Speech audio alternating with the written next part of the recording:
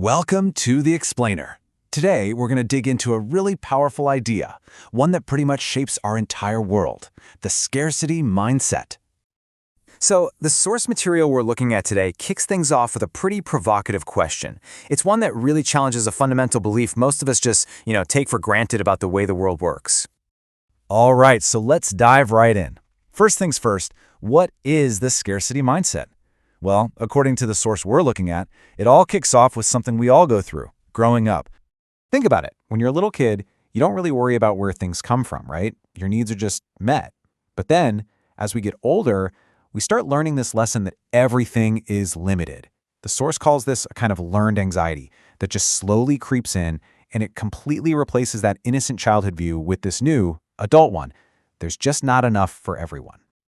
Okay, now here's where things get really interesting. The central argument here is that this whole scarcity mindset, well, it isn't applied to everyone equally, not even close. There's a huge double standard at play. And this, right here, is a perfect example of that core contradiction. Let's look at the 2008 financial crisis. For bailing out giant corporations in Wall Street, the money printer, as they say, could go brr. It was seemingly infinite. But when the conversation shifts to helping out regular people, suddenly the story changes. The argument immediately becomes, oh, we don't have enough. It's a classic case of selective scarcity, all depending on who's doing the asking. And it doesn't stop there. This idea builds on itself, because the argument is that this double standard goes way beyond just money. It actually gets woven into the very fabric of human opportunity itself. What this does is create a really clear hierarchy of chances. You've got the top tier, where wealth can buy you endless second chances. The source points to things like the infamous affluenza defense. Then, in the middle, you have folks for whom one honest mistake could mean losing everything. It's the end of the line. And then, at the very bottom, there are people who don't even get a first chance. They might get rejected for a job just because of how they look, before they ever get a shot to prove their worth. And how is all this justified? With that same old line. There's just not enough to go around.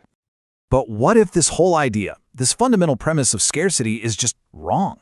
I mean, especially when we start talking about things that aren't physical, things you can't actually hold in your hand. The source brings up a really fascinating point about the digital world. You see this all the time. This belief that if someone else gets a bunch of views or likes or attention online, that somehow means there's less for you. But when you think about it, that's completely illogical, isn't it? It's kind of like a pilot being afraid that another plane in the air means there's less sky left for them.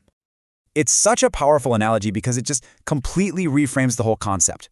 It makes you realize that for so many things, especially those intangible things like creativity or influence or ideas, the space for success isn't some tiny finite pie.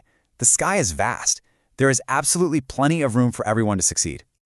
And this way of thinking, it also forces us to challenge our own perception of what value even is. We tend to tie it directly to how rare something is, right? But check out this simple thought experiment that really makes the point. See? Rarity by itself doesn't automatically create value. We are the ones who collectively decide what's valuable, and that's based on our perceptions and our needs. I mean, the source makes a great point. There's a scarcity of the Ebola virus, but that sure doesn't make anyone want it. So value really is just a social agreement, and that means it can be influenced. Now let's apply this to what might be our most important resource of all, human potential. The source asks us to just think about one person, a single potential Einstein out there, someone with brilliant, world-changing ideas. But those ideas are lost forever because that person is stuck in a constant struggle just for food and shelter. When we let that happen, we are actively wasting the world's most abundant asset, our incredible human capacity to create, to innovate, and to solve problems. So all of this is building up to the final, and maybe the most critical point. If this scarcity mindset isn't some natural, unavoidable law of the universe, then why is it everywhere? What purpose does it actually serve? The argument laid out here is pretty stark. It says the scarcity mindset isn't some organic reality that just is.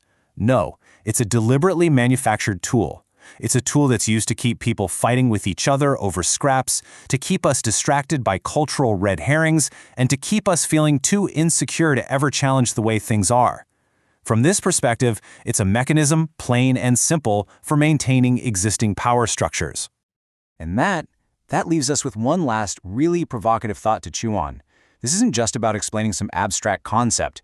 It's really a challenge to all of us, a challenge to question the very foundations of our economic and social beliefs.